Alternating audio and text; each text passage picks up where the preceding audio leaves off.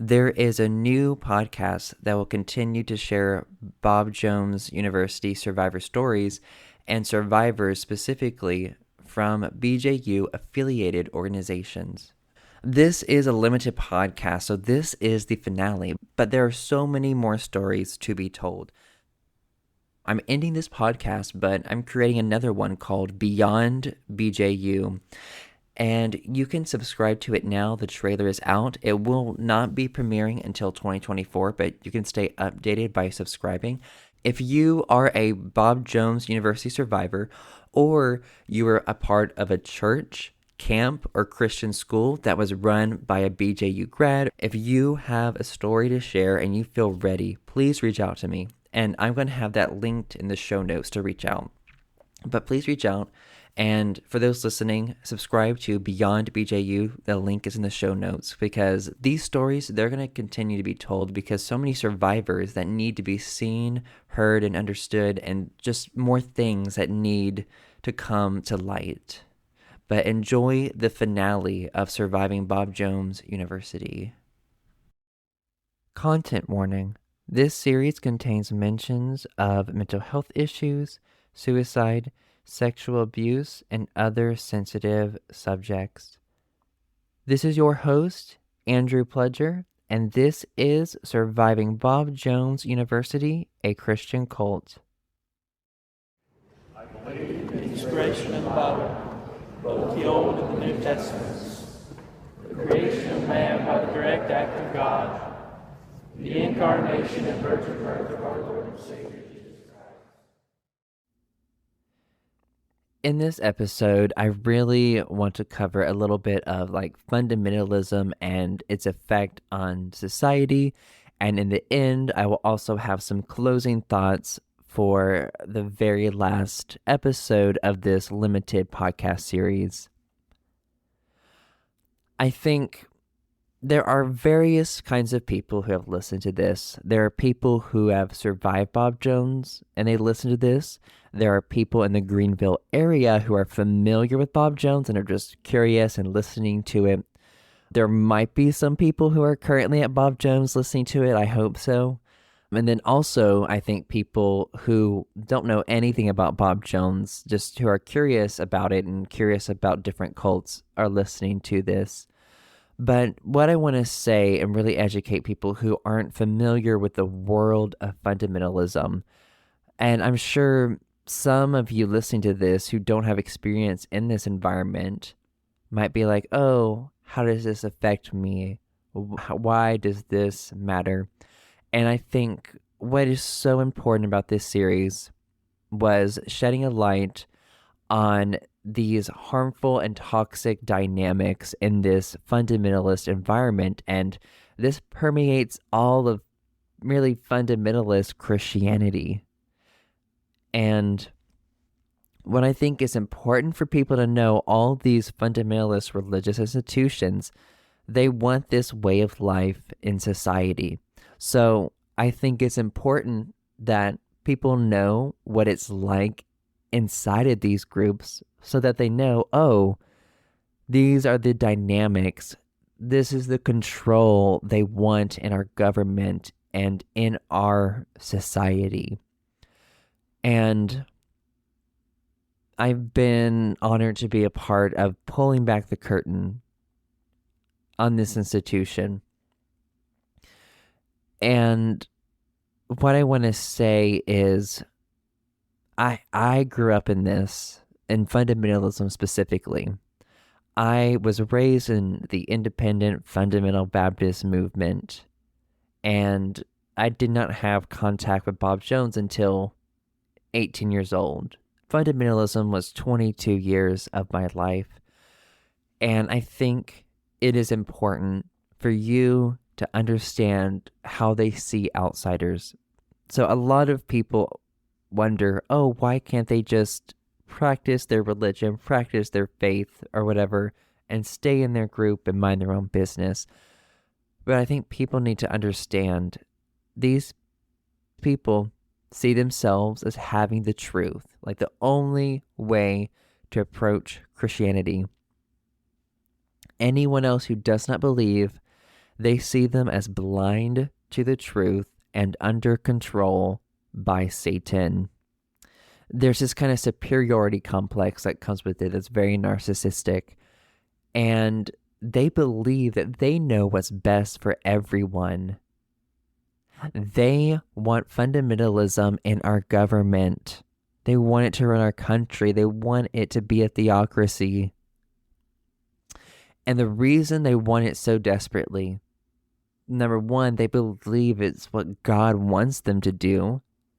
Number two, they believe that if they do not get the fundamentalist lifestyle, the fundamentalist rules, the ideology, if they do not get it in the government and force it on America, then they are afraid that God will judge our country and it will be destroyed. So there's this sense of urgency with them.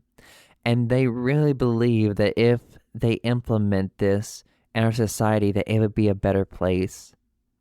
But you got a glimpse of what that society would be like on a much smaller scale in the area of Bob Jones University.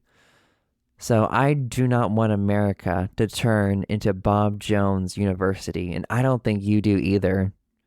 I think this is why it is so important that we vote. We vote for people who want democracy. We vote for people who accept evidence and accept science and have an open mind.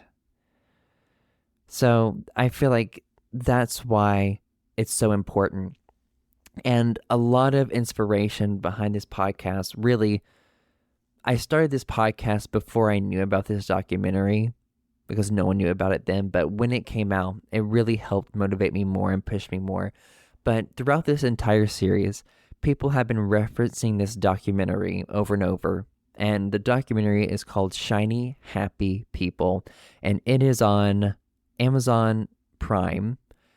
And it specifically covers Bill Gothard, the Duggars, and the Institute of Basic Life Principles. I highly recommend checking that documentary out. But it's a different organization, but it has the same motivations, the same mission of creating soldiers for Christ to put them in society, to turn our country into a theocracy. This is not just an isolated Bob Jones thing. This is in fundamentalism. So please get out there and vote because your rights depend on it. As I've been making this podcast, I have been surprised that I have not found other exposés on other colleges. There are countless Christian colleges that operate just like BJU. I've honestly been surprised about how many people who have never experienced this environment don't care what's happening in Christian colleges. I've seen so many comments that blame students for attending these schools, but most people don't know that many of these students don't have a choice. I didn't. It was either I stay in fundamentalism or stay in fundamentalism. Those were the only two choices I had. Stay in the IFB cult or go to a fundamentalist college. I knew no one on the outside, not at least until I got to BJU and started exploring the Greenville community. So a lot of people assume that you have that choice. And I think when these comments come out of, oh, you signed this, you signed that, people are not educated on consent. Just because you say yes doesn't mean you actually internally mean yes, because there is coercive control involved, there are parents involved, there's social pressure involved, you have no choices. So it's like students may sign these things, but they really don't have an option of anything else, just trying to survive in this system of control that has just permeated their existence. So there are countless of these colleges across the US, but there are people in these environments that are suffering in silence. They do not know they have a choice. They've been in a cult. Okay, I hope through this podcast I've understand all the elements of control. Like cults are made to keep it nearly impossible to leave. I got out by the skin of my teeth. It was very hard. but I was able to escape and I'm rebuilding a life. But guess what? That doesn't work out for everyone else. I feel like my example is an anomaly in that environment. But there are people being harmed and abused in these environments, and they don't know that they have a choice. And the U.S. needs to know about what's going on behind closed doors in these colleges. And let me tell you, okay, there's Pensacola Christian College, there's Hiles Anderson, there's Crown College, there's West Coast, and there's just countless others that they're in plain sight and they're operating in a similar way. And it's time that people know what is really going on, because this is bigger than Bob Jones University. And these dynamics are they're throughout all of fundamentalism. Bob Jones is just an example of that. So I hope you've been able to have compassion for survivors who have been in these situations where they did not have a choice or didn't know that they had a choice. Before we get to the closing thoughts of this episode, there is one last thing that I wanted to bring awareness to before this series ends. And it is dangerous and hateful rhetoric that is still happening at Bob Jones University. Now, I came across a horrific sermon that was preached at Bob Jones University in 2022. And the subject matter is on gender and sexuality. And before I get into this, just a lot of content warning for a lot of hate speech and just awful violent rhetoric. I think it is so important for people to know about the rhetoric that is still happening at Bob Jones, and it's 2023. But this is from a sermon in 2022. And the person who preached this sermon, his name is Renton Rathbun, and he's still on faculty at Bob Jones University. And I'm going to link the sermon in the show notes, but I'm going to read some quotes to you. And this is something I did want to add in the Being Queer at BJU episode, but that episode, I literally had 2 episodes dedicated to that. So I'm like, it had enough material, but I wanted to let the public know what is still being taught at Bob Jones University. And this is in Renton Rathbun's sermon on gender and sexuality. And I quote, "What we're going to talk about today is going to be very clear-cut. And of course, the world has taught you if someone is talking about homosexuality or gender in too simple of a way, or especially in a Christian way, then they obviously just hate homosexuals with all their heart. And if they loved them, what they would do is they would affirm and be happy about their homosexuality. And we have plenty of Christian leaders that are doing that very thing. This morning, many of you, hopefully all of you, heard Dr. Bob III's message, and he really punched us in the face, didn't he? And maybe some of you are a little upset about it, but be tough. Take the punch. It's okay. I'm saying that because we've run out of men who punch us in the face. We just have. There was during World War II in the concentration camps, the Nazis would take one of the Jews and give them a particular job, and that job was to usher other Jews off the train when they arrived to make them feel safe and calm.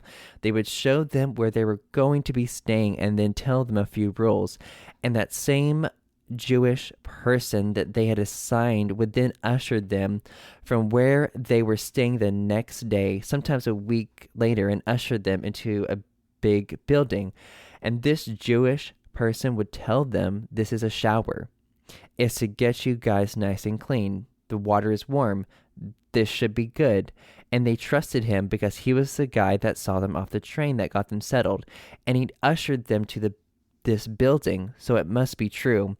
And they would go into that building and there was no water in it. It was gas. And they would die. And that same Jewish person would then go in and pull the bodies out to burn them. They called this person a Sonderkommando. And the Sonderkommandos would be those Jewish people that would usher people kindly to their death. Pretty gruesome death, actually. We are surrounded And I think this is one of the disadvantages of your generation. You are surrounded by sonder kamados. If men and women who are church leaders are so interested in you liking them that they are ushering you gently and happily to hell. And when someone comes and punches you in the face and says, stop going this way, it makes us upset. We love our sonder kamados who are nice and sweet to us. Today, we're going to talk about something about gender and homosexuality. End quote. Ugh. Okay. Now, yeah, I want to read this whole sermon, but I don't, you don't have time for that. I don't have time for that. That was just one of the worst parts of this sermon. But let's see. Another horrific part of this sermon. And Renton Rathbun says, and I quote, "We have confused creational norms with what love is. If you have burning desires for other men, you are stuck. There is no hope for you. What you have to do is just embrace it, but don't act on it. And then you can still be a good Christian. In fact, you can even be a gay Christian. But if being gay really is a sin, then I guess why isn't there any child molester Christians? Someone who is attracted to children, but they don't act on it, but they want to be known as a child molester Christians. In God's eyes, those are the same things, and we've got to embrace that. And we've got to be tough enough to understand that if you really want to embrace the gay Christian movement, you have to say goodbye to Christianity. You're embracing something else, but it's not Christianity." End quote. Yeah, so these are some things that I wanted to bring awareness that are still being taught at Bob Jones University. So these are some closing thoughts that I wanted to say. There's no script. This is me probably going to ramble, but this is the very last recording that I'm making for this. And I'm feeling relief. I feel that weight starting to be lifted off. And I feel proud of this, all the hours I put into this and all the healing that's come through it. And I hope you found this healing. I hope you felt seen, heard, and understood. I know there are a lot of people that are so upset about this podcast, but it's whatever.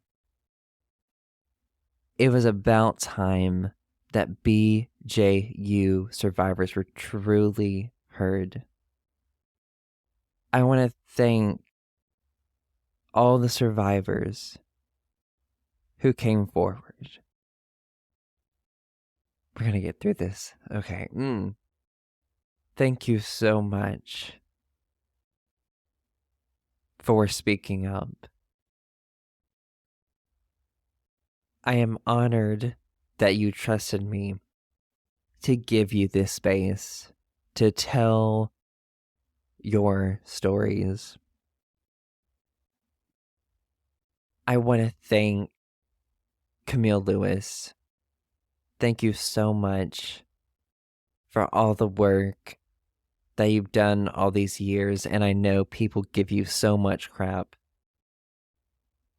but you still keep going. I don't know how you do this work because it's difficult. It's hard to look at the ugly parts of this. But thank you so much for not looking away, because it's so much easier to look away. It's so much easier to ignore it and to not care. Thank you also to everyone who listened to this, who did not look away. And I know there are people that they had wonderful experiences, and I hope you know that those are valid still too. And I hope that you realize that people who experience harm, their experiences are valid too. But thank you for not looking away, because I know a lot of people will and a lot of people still do. And I also still want to continue to thank Camille just for all, because you sent me emails with so many resources about this, and this podcast would not be exist without you, because I needed all the resources to back up everything, and you had it. And the sources are they're in the show notes for anyone who's curious if they want to see all the sources and all the things. But I've been planning this podcast. I've been planning this since March of 2023. And it's been a long emotional toll. There were moments where I was like, I don't know if I can do this anymore. But my therapist has been so great, helping me through all of this as I continue this work to help survivors. And this project has also been so healing for me and forced me to deal with things that I really pushed aside, or have been pushing aside, about Bob Jones. And it's been interesting, as there have been moments of mixed feelings that have come up throughout this podcast that are definitely, it's causing a lot of cognitive dissonance for me. But I'm excited for this to finally come out, because when I started researching back in March, I was surprised that no one had made a documentary, no one had made a podcast just about Bob Jones. So I hope this can just be a catapult for something bigger. And I guess some other things maybe that I wanted to say was, I think a lot of people who are indoctrinated into Bob Jones, I don't think they're bad people. I think a lot of the followers of that, they've been subjected to a lot of mind control. And that's what I tell myself when there's backlash online, at least. What I really hope that people get out of this is, number one, survivors, you feel seen, heard, and understood, and just validated in general with this. I hope people come away learning really the complexity, nuances, and how cults exist on a spectrum. And I hope you'll be able to identify any kind of harmful group. This happens in so many high control groups, so many cults, toxic relationships. And another thing is, I think there are leaders that have caused so much harm at Bob Jones and still continue to. And I hope they will be held accountable. Because usually leaders, they know exactly what they're doing. And I know it's also true that in fundamentalism, a lot of these power dynamics and different things have been normalized. Again, thank you so much for getting through this podcast, because I know it was not easy. Thank you for sitting with me, and thank you for sitting with other survivors through all of this. And I want to thank you also to my Patreon supporters, because they allow me to do this work. And if you want to continue to see the work that I do, follow me on social media. The link is in the bio also for that. But thank you, everyone, for sitting with me and other survivors through this journey.